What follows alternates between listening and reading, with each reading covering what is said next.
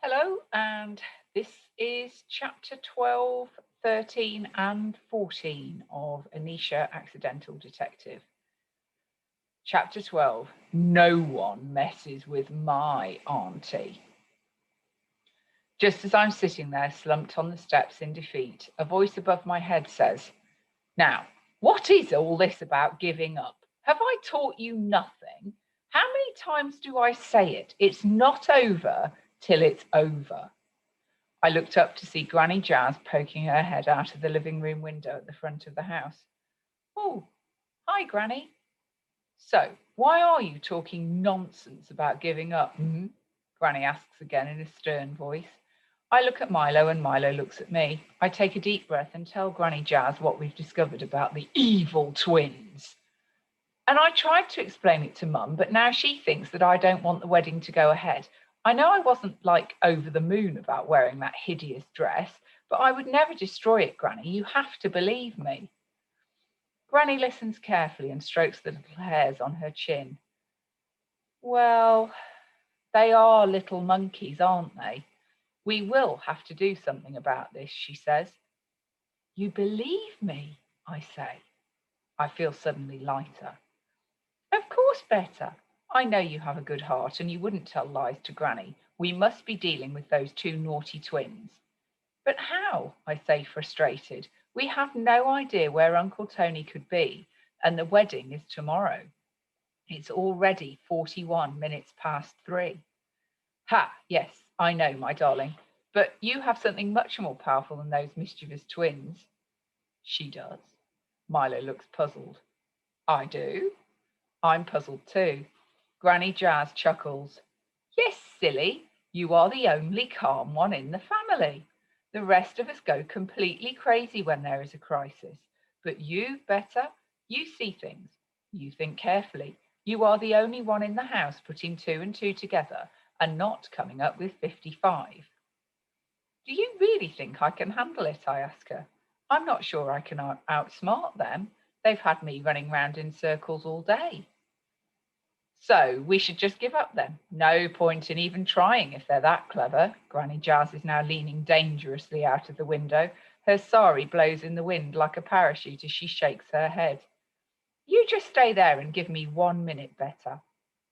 And she disappears inside the house. We can't give up, Niche, insists Milo. You can't let them win. Just imagine how sad Auntie Bindi will be. I think about Auntie Bindi, crazy, annoying Auntie Bindi with her screeching and wailing. Desperately upset Auntie Bindi squeezing my hand, asking us to find Uncle Tony as she sobbed on the sofa. I have to do something. She might be my annoying auntie, but she is my auntie, and no one messes with the people I love. I stand up determined. I'll do it, I say, stamping my foot. I'm going to have to sort this mess out. First things first, we have to find Tony. The twins must have made a mistake somewhere along the way, and we have to find it. Berta! Granny Jazz reappears at the window just as we're about to walk away. You might need this. She tosses something through the air. It's hard and hits me right on the head. It's not until I look down and pick it up that I realise it is Manny's tablet with the skateboarding cover. Granny, how did you get hold of this? I ask.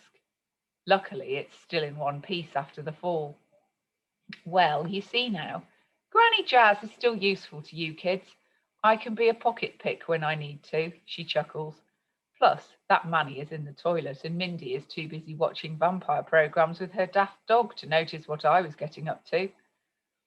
Finally, something that might be able to help us find Uncle Tony, and we better do it fast. Chapter 13, A Clue. Quick, Milo, let's see what's on Manny's tablet, I say, pushing the on button. We watch in anticipation as the tablet comes to life. The password screen comes up and my heart sinks. Oh no, now what? Milo scratches his head. Come on, let's think. What could it be? Something that means a lot to Manny. Hair gel? Milo jokes. I try it because, well, you never know. It doesn't work. A message flashes up on the screen. This device will lock after 3 failed login attempts. Okay, we have to be smart about this. What do we know about Mindy and Manny apart from them being mean? I say more to myself than anything. Well, Manny likes football, doesn't he? Maybe it's his favourite team, Milo suggests. No, he pretends to like football because Uncle Tony likes it. I've seen him watching skateboarding. That's much more his thing. What about his favourite music? Wasn't he wearing a t-shirt with that band on it? Oh, wait, what are they called? Black Lightning, I think. I guess it's worth a try. And I type it in. The screen flashes up. Incorrect password. You have one more attempt before this tablet is locked. Oh no, we can't mess this up. My tummy does a funny turn again. We have to get this right. Uncle Tony and the wedding depend on it. What about Mindy? She's all goth and into vampires. Maybe it's something to do with that, Milo suggests. No, it's Manny's tablet. It must be something to do with him. Or, and just like that, I've got it. Both of them. Both of them? I smile. Yes, Milo. What or who connects them both? Someone who means a lot to them. Milo looks at me like I'm speaking in another language. Their mum. I yell. It's their mum's name. I just know it. Their mum? Isn't she in India? Do you even know her name? Yes, because Bindi idolizes her, even though she's Uncle Tony's first wife, which is a bit weird. But Auntie Bindi loves Bollywood, and the twins' mum is in a load of Bollywood movies. Bindi even made me watch one with her recently. It was cringe. But I remember now the twins' mum is called Bianca Bachchan. So type it in, that must be it. I tap the keys, my heart thumping in my throat. Biyanka. And it works. We're in. Check the internet search history. There might be clues in there, Milo urges. What, like how to kidnap your dad in 10 easy steps? I roll my eyes, but click onto the tab that shows us all the websites Manny last visited anyway. How to be cool in 10 short lessons. Wow. Just wow. Trendy hairstyles for boys. Oh dear. Plot your way to becoming a supervillain. This is a bit worrying. Maybe I better show Uncle Tony this one when we find him. 5 signs your stepmother is an alien. Really? The Birmingham Southwest Aspire Junior Middle High Academy School website. That's our school. It used to just be Aspire Juniors, but every year the title gets longer. More importantly, the twins don't even go there. That's a bit weird. Why would they be looking at our school website? Milo asks. I don't know, but it could be a clue. Seems a bit suspicious that of all the schools they could be looking at, they'd choose ours.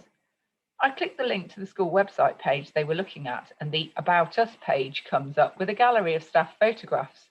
The caretaker, Mr. Bristles, looking grumpy. Our teacher, Mr. Helix, in a cheesy group photo with the other class teachers. Then a picture of our PE teacher, Miss Bench, holding a cricket bat. There's one of our school librarian, Mr. Bounds, standing proudly in front of the library, and then finally the head teacher, Mr. Graft, looking stern as usual. Do you think we should check it out, Nish? It could be important. It just seems too weird not to be a clue. We could be there by 4 o'clock. School gates is only 10 minutes away if we run. The school gates stay open till 5 because of the gymnastics club and the dance academy that run on Saturdays. How do you know that, Milo? I may have tried out for gymnastics once, Milo blushes. I thought it might be fun. You have to be really strong to do it, you know. I shake my head with a smile. Milo, you are full of surprises. You're right. We should check it out. Come on, there's no time to lose, I say, jumping up. Let me just tell Granny where we're going. We run all the way to the school, so we're really out of breath by the time we get there. Granny Jazz has given us her phone to call home if we need to. I clutch it tightly. Our school is not that far from my house, and sometimes I walk part of the way just with Milo if Mum leaves me at the corner when she's on her way to her meditation class. But still, I kind of wish Mum or Dad or even Auntie Bindi were here with us. It feels like a big deal going off by ourselves to try to find clues. I mean, there might not even be any clues. I shake that thought off. Time is running out. We have to at least try every possibility. That's what a good scientist or detective would do. The playground is busy with parents waiting for children to finish gymnastics and dance. and little kids running around chasing one another. No one asks us why we're there, so we make our way to the main building without stopping. We walk in through the main doors, and the sound of music and feet thumping on the school hall floor fills the empty corridor. To the left of us, the doors to the hall suddenly fling open, and Mr. Notes, the music teacher, marches out into the corridor, looking left and right before his beady eyes land on us. Ah, there you are. Milo and I look at each other confused. Sorry, sir, we have to get going. No time to dilly-dally. Come on, we need to do another run-through before the end of the lesson. I look round. We'll just have to go along with it and escape at the first chance we get. Chapter 14, Operation Breakout. Milo and I shuffle into the hall behind Mr. Notes. In front of us, 10 kids stand on the stage in a line. The dance teacher, Miss Jive, is in front of them. Here they are, Miss Jive, Mr. Notes says as he sits down at the piano. Miss Jive beckons us forward. Ah, okay, come on, you two. Into the line, please. Quickly, quickly, no time to waste. She nods at Mr. Notes. And a 5, 6, a 5, 6, 7, 8. What do we do? Milo panics. We don't do dance. I know, but we don't have a good reason for being here if we're not here for dance. So just try and join in as best you can. Follow the person next to you, I mutter out of the side of my mouth. The music starts. It's a song from that musical, the film that everyone loves. What's it called? And this song, I actually quite like this song. It's about reaching for the stars. I tap my foot and watch Miss Jive in front of us for what to do next. First, she takes a step to the left, then one to the right. Okay, that was easy enough. Then a step back with the left foot and a step to the right with the other foot. I accidentally step on Milo, but manage to correct myself. Then it's a hand reaching up and a hand on my hip, and whoops, I hit the girl on the other side of me. I try to mouth the word sorry, but she just glares at me and keeps dancing. Milo, on the other hand, is doing quite well when I look over. He seems to have more rhythm than me. I think he's enjoying himself. He even throws in a little hip wiggle. Unfortunately, his wiggle is quite wide and a bit too enthusiastic and sends the person to his right tumbling into the next person, setting off a domino effect, until pretty much the whole of that side of the line is scrambling in a heap on the floor. Just then, 2 kids from the year below us walk into the hall and stare at us, totally freaked out. I didn't think we were that bad. Oh, you two, where have you been? I thought you two were those two. Mr. Notes points at Milo and me in exasperation. Did you find the caretaker to sort that leak backstage? He asks them. No, sir, we went to his office. There were some weird noises coming out of it there, but it was locked and there's no sign of Mr. Bristles anywhere, the boy answers. I reckon that room's haunted, mutters the girl. Right, well, okay, let's get on, shall we? I'll find Mr. Bristles later. Mr. Notes waves them away and looks back at his sheet music. Milo and I look at each other. Weird noises, we whisper. May we be excused now, Miss Jive, I ask. Yes, off you go. I think we've seen quite enough from you two. Run along. Right, class. Pick yourselves up. No time for lying down. Let's try again, shall we? And the music starts up again, along with a thundering of feet stomping the stage. When we get outside into the corridor, I say to Milo, we need a key for the caretaker's office. I bet the head teacher has keys to all the rooms in the school. Let's go and see if they're in his office. He won't be around today. The door to Mr. Graft's office creaks loudly as I push it open.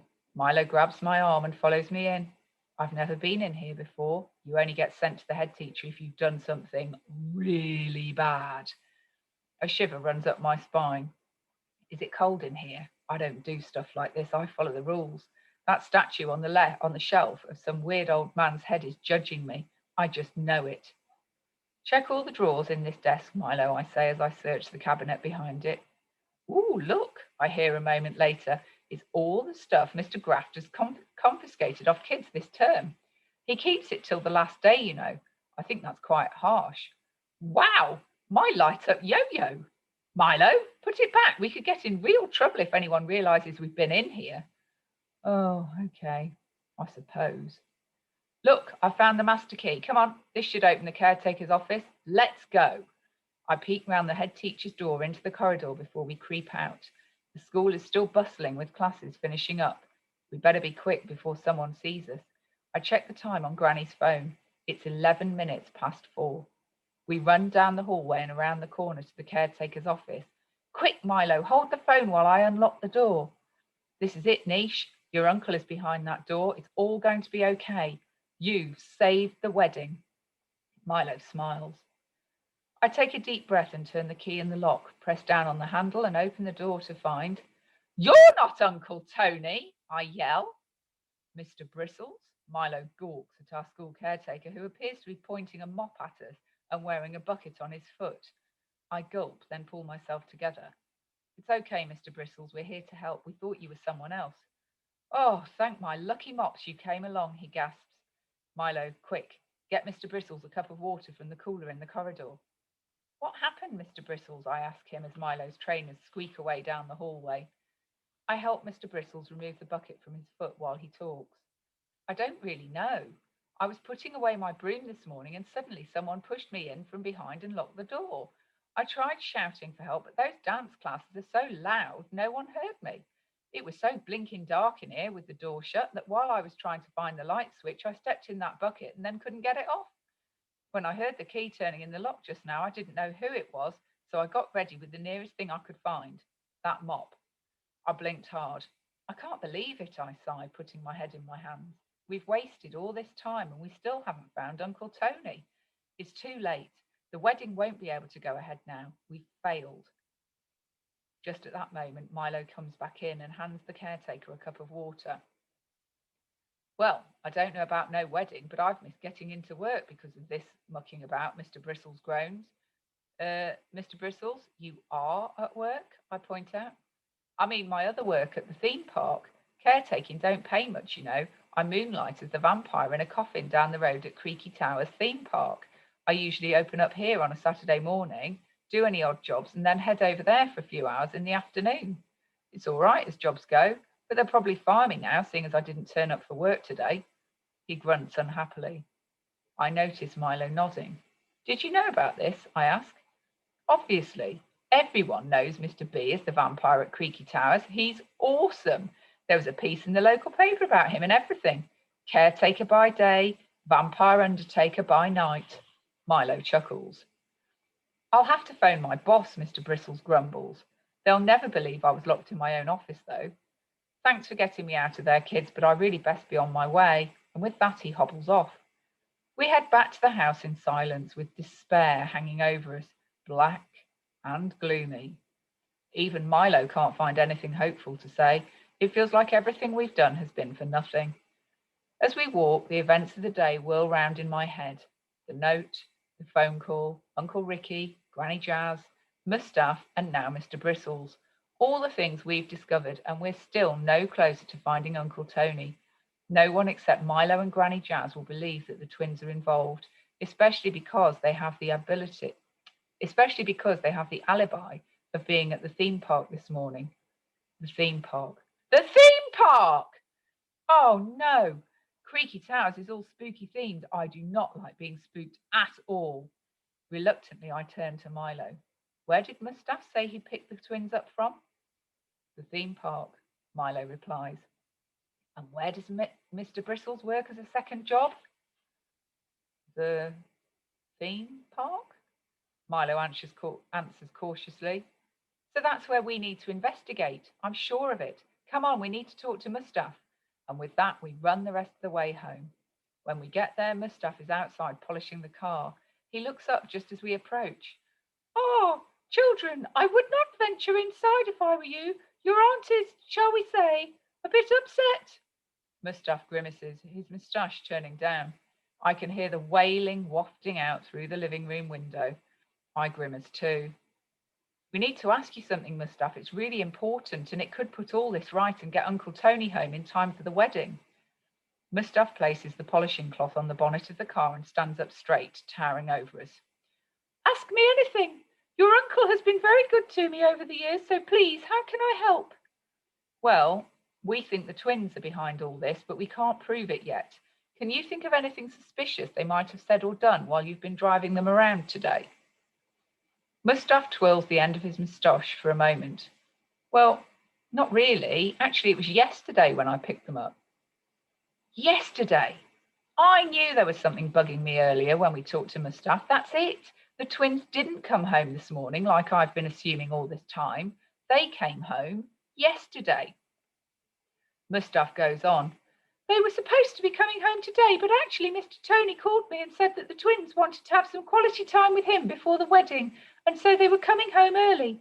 So yesterday I picked them up and drove them straight home. Oh, wait, no.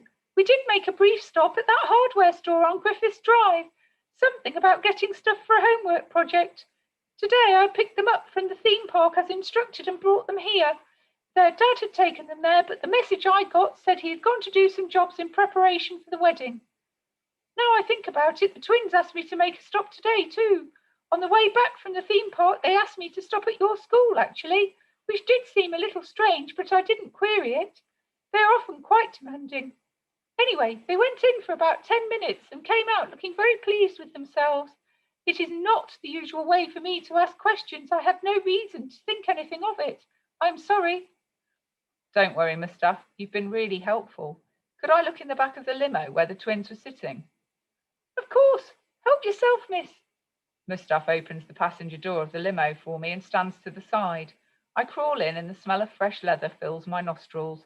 The car is spotless, apart from a piece of crumpled paper poking out from underneath the floor mat. I lean over and grab it. A receipt. So that's what they bought from the hardware shop. A padlock. It's all coming together. What did you find? Milo asks as I clamber out in a not very ladylike manner. Proof, I say triumphantly, waving the receipt. Mustaf, can you drive us somewhere? It's really urgent. Yes, miss. May I be so bold as to ask where we are going? Mustaf ushers us into the limo and gets into the driver's seat. Milo and I fasten our seatbelts. To the theme park. Creaky Towers.